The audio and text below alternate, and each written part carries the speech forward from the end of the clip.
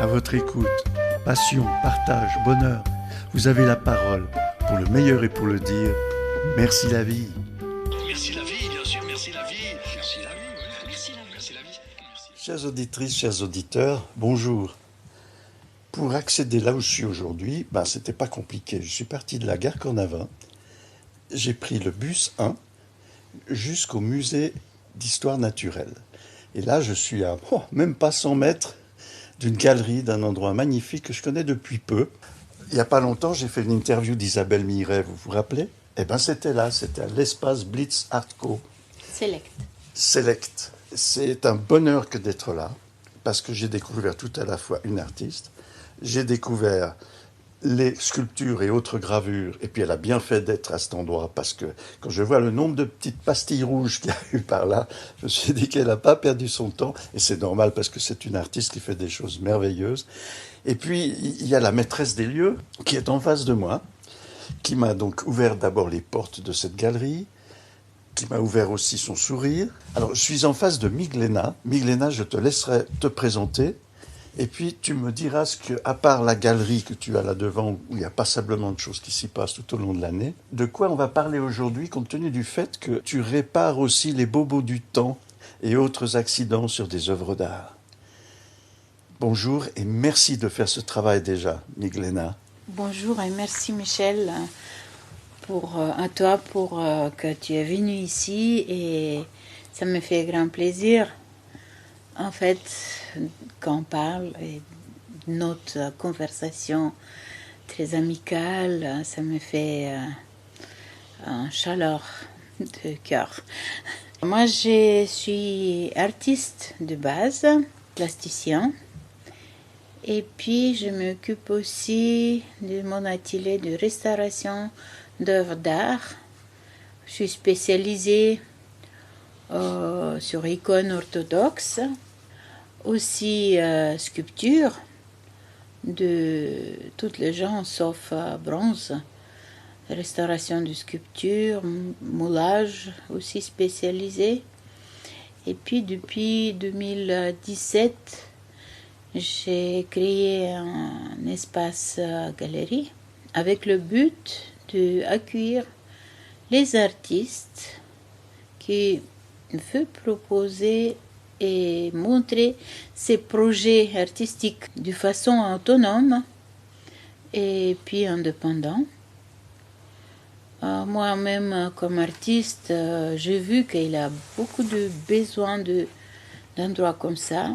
Donc, c'est une façon que j'ai créée par mes observations sur les vies artistiques à Genève.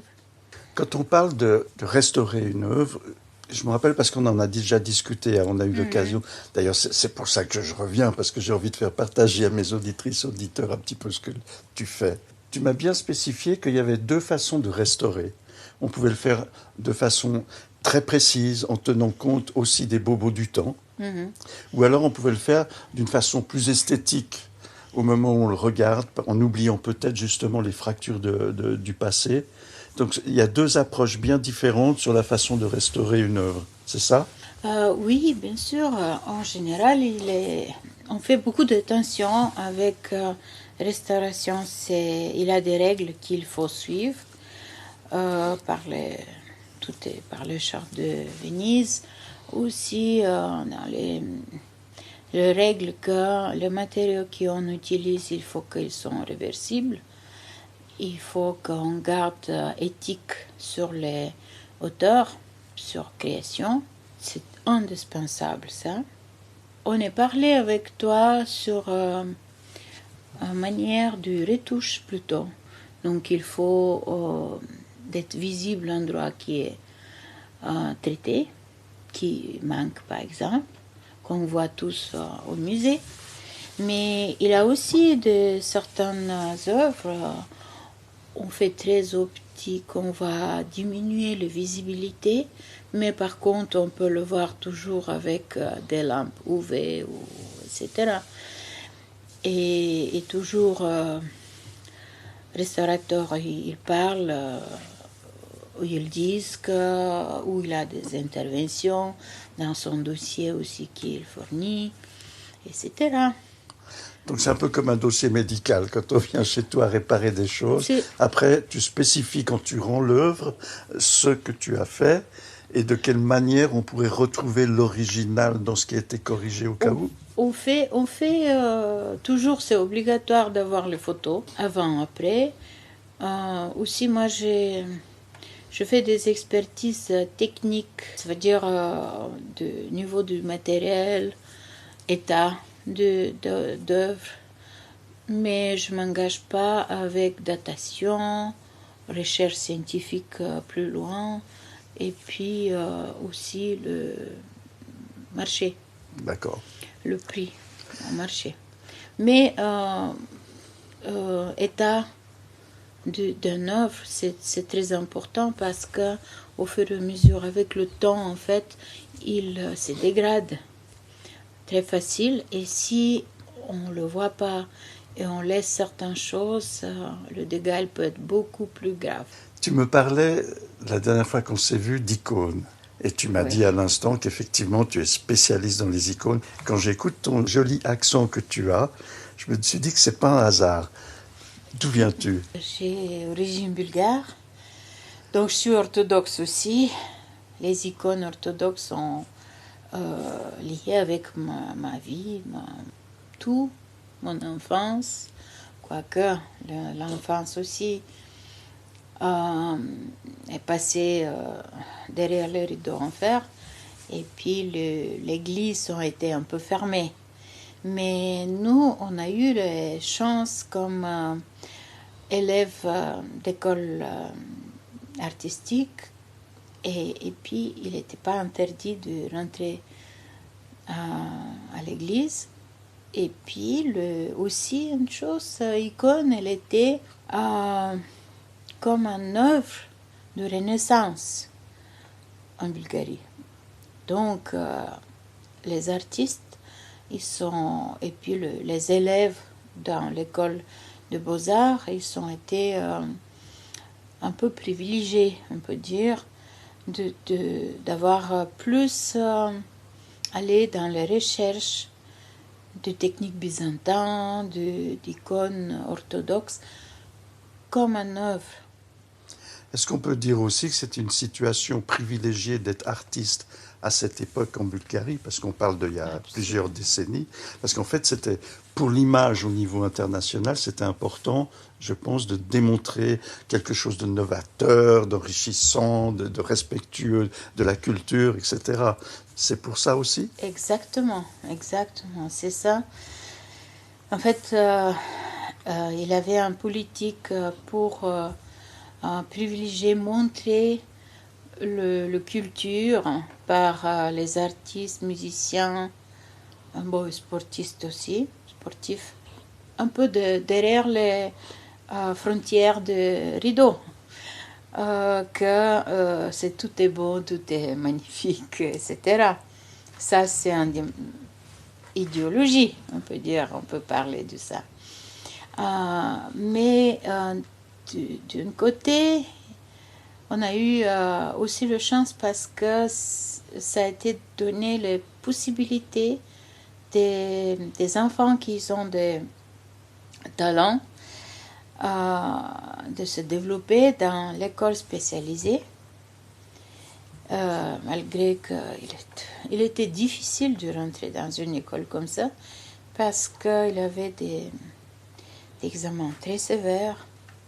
Il avait plus que 60 personnes qui se battent pour une place, et etc.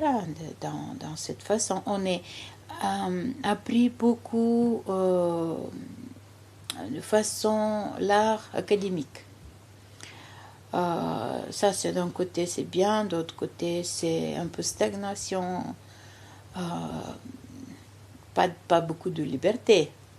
Mais ça, c'est aussi, ça correspond à la situation de régime, ou comment en français, voilà. Donc tout était lié. Alors tu exerces un métier de passion, mais aussi un métier de patience, de persévérance. Parce que je crois que quand on se met, je vois ici quelques exemples, on se dit qu'il y a un travail extraordinaire à exécuter là-dedans pour faire revivre des choses qui, en nettoyant un petit peu les sévices du temps, nous redonnent un éclat et l'âme finalement de toute la symbolique qui traîne derrière, entre autres quand on parle d'une icône. On a discuté ensemble, je t'ai dit que j'étais allé à Chypre et que j'avais rencontré entre autres des gens, des moines qui encore en ce moment faisaient ce genre de choses et ça a l'air vraiment précieux. Mais dis-moi avec le temps, qu'est-ce qui se détériore a priori le plus vite sur une icône, même si elle est bien entretenue? Bon, il faut que je parle un peu dans les des choses plus spécifiques sur icône. On va rentrer dans matière. Je t'en prie, Matière. on est là pour ça aussi. Voilà. D'abord, icône, elle est en général comme un objet. Elle s'est faite sur bois, sur une planche de bois, qui est souvent, c'est bien derrière. Il a d'autres bouts du bois qui fixent en fait le planche entier pour ne pas qu'il se décale et casse. Après, il a une telle procédure de préparer. C'est déjà la préparation du support qui est très important pour qu'une icône il a une vie beaucoup plus longue.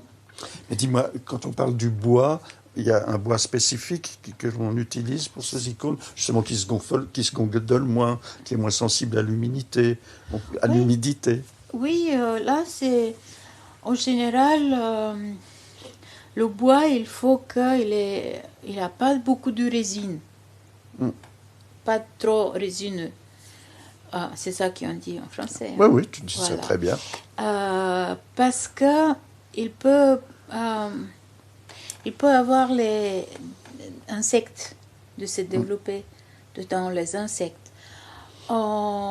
Aussi, on peut dire que les anciens, ils ont utilisé le bois qu'il y a sur place, locaux, plutôt. Le tilleul est un des bois qui était le plus utilisé. Le tilleul. Tilleul. Mais c'est pas partout. En Russie, par exemple, ils ont utilisé beaucoup plus des arbres qu'ils ont sur place, qui sont sapins, par exemple, de sortes de sapins. Il y a aussi autour du cône décorations qui sont faites par noyer. Oui, c'est juste. Noyer. Noyer. Voilà, qui est le meilleur bois, en fait, pour faire les sculpter le bois. Ouais. Avec les éléments décoratifs qui on met comme un cadre, icône, on met dans une cadre comme ça, bien décoré, etc. Aussi dans l'église, il était utilisé. On retourne maintenant sur les techniques un peu d'icône, si ça peut intéresser.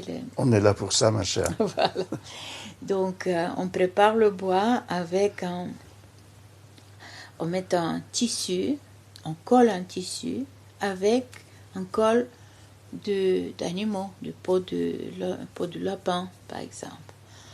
Préparation,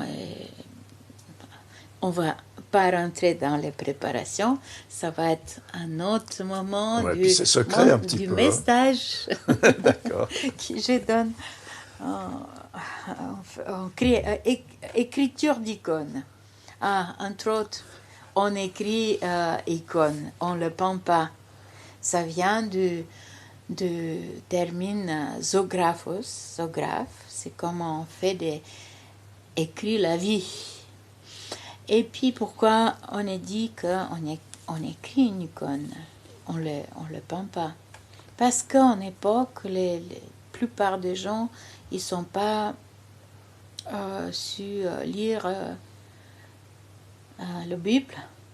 Donc, de quelle manière il peut comprendre à l'Église d'une manière de voir avec les yeux. Donc, pour ça, il était créé un canon et iconographie de faire montrer chaque personnage, d'avoir ses couleurs, sa vision un peu, et puis comme ça, les gens, ils le reconnaissent tout de suite. Par exemple, Saint-Georges, il est toujours sur son cheval et il tue le dragon. C'est toujours, il n'y a pas d'autres personnages. Tout le monde peut le reconnaître. Ou bien c'est comme Saint-Nicolas, qui est toujours avec son manteau, avec les croix noires sur le fond blanc. Des personnages qui sont âgés, ils sont avec le barbe blanche, cheveux blancs, etc. Donc, quand à Venise, les mosaïques qui sont été sur le sol, ben voilà, en Byzance, ils le mettent sur le mur. D'accord. Dans un moment, il devient comme des fresques. Et en création de scènes de Bible, comme j'ai expliqué déjà avec les canons orthodoxes. Donc, le gens, quand il rentre dans l'église, il voit la Bible. Il lit la Bible. C'est une sorte de bande dessinée? Oui, là, si on dit ça à un prêtre, il ne va pas être trop content. Peut-être, mais... Il va dire que c'est un peu sacrilège. Oui, ok. Mais bon, moi j'ai été élevé dans la religion catholique et quand on voulait m'expliquer un petit peu l'histoire de tous les saints, Oui. j'étais abonné à une revue qui était une bande dessinée Oui. où je voyais la vie des saints. Donc, alors je suis navré pour le sacrilège. Non, il n'y a pas de problème. Moi, je connais d'un côté, de l'autre côté. J'ai vu que quand on fait, par exemple, moi j'ai fait déjà une inspiration sur une icône qui est pop art. Voilà, j'ai vu les réactions aussi. Et puis, je retourne sur les techniques d'icône. D'abord, on colle un bout du tissu direct sur le bois, Oui, parce que ça empêche en fait, même s'il craque le bois, de complètement de se détruire d'accord. à 2 parties, Ok. 3 parties. Et après, on passe en façon gesso, qui est aussi un mélange du craie avec colle d'animaux, et puis on met plusieurs couches, entre les 6 et 12 couches. Gesso, c'est de craie qui est le fond. C'est comme un intermédiaire sur lequel on D'accord. peint et qui stabilise le surface. Par exemple, sur un tableau, on a un gesso aussi. Parce qu'en espagnol, on dit yeso quand on parle de plâtre. On n'est pas loin, hein? On n'est pas loin du tout. D'accord. Parce que c'est le craie, en fait, c'est le façon de plâtre qui est mort déjà. On a D'accord. dit plâtre mort, qui est déjà fait sa réaction, il est durci, et si on le fait en poudre, ça devient craie. Un autre chose que je peux mettre comme qui est curieux. On peut le réactiver au four, on peut le faire le plâtre à nouveau. C'est juste.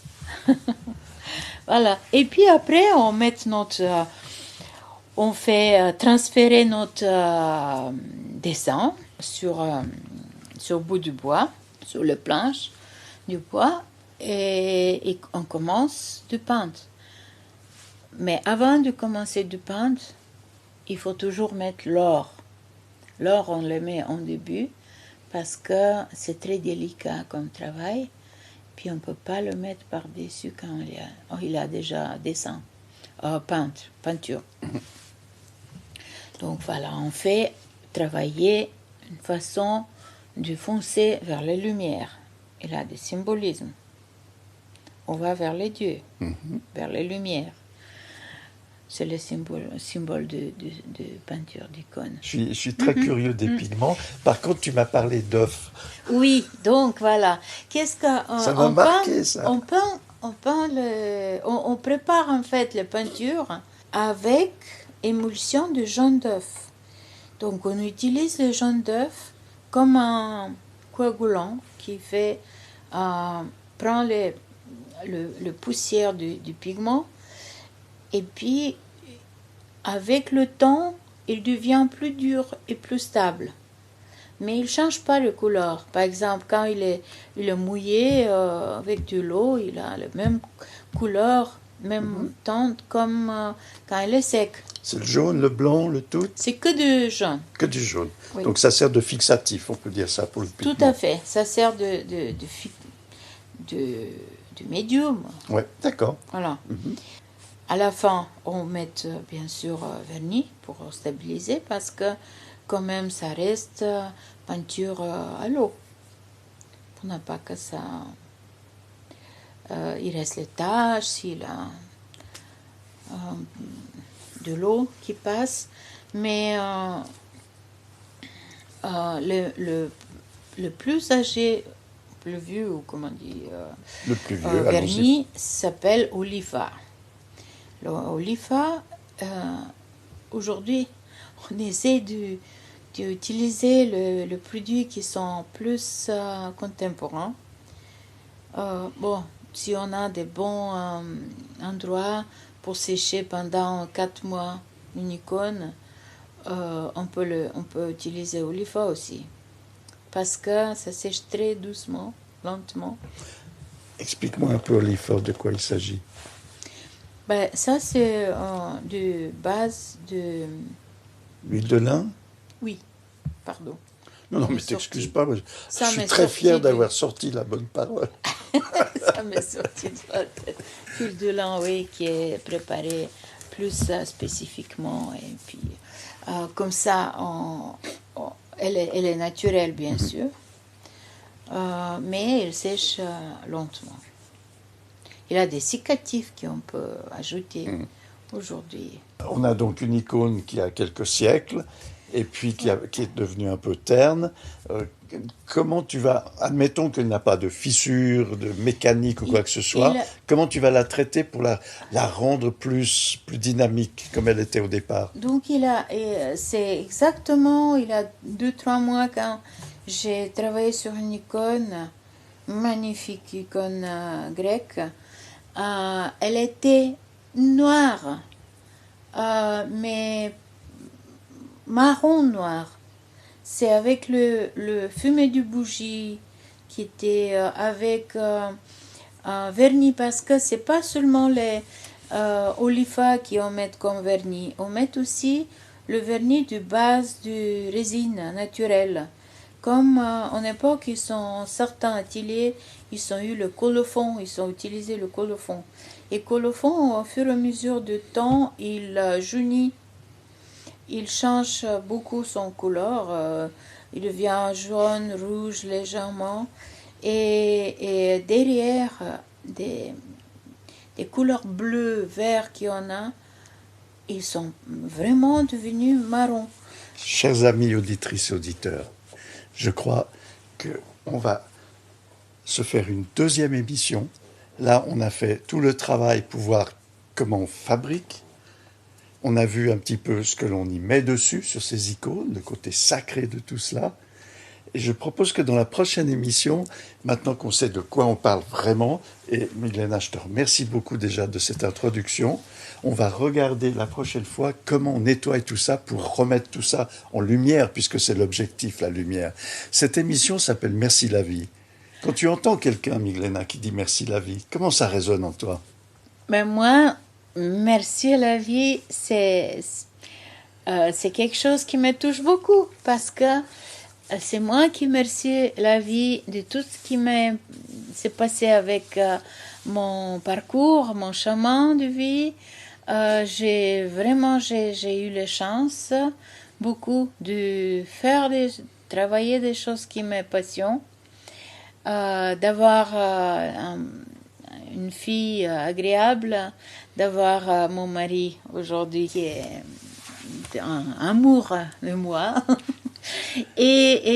D'avoir mon atelier à Champel ici, de rencontrer les gens comme toi, Michel. C'est gentil. Et de te remercier aussi. Voilà, ça a enrichi ma vie. Merci la vie pour cette richesse. Alors, chers amis auditrices et auditeurs, eh bien, on va continuer tout bientôt, c'est promis, pour une prochaine émission avec Miglena. Je te remercie du fond du cœur de nous avoir consacré ce temps. Et puis à toutes et à toutes, comme tu viens de le dire justement, merci la vie. Merci la vie, merci Michel. Au revoir, à tout revoir. bientôt. Un grand merci de votre soutien, merci de continuer à vous abonner. Je vous souhaite le meilleur du monde et à tout bientôt. Au revoir.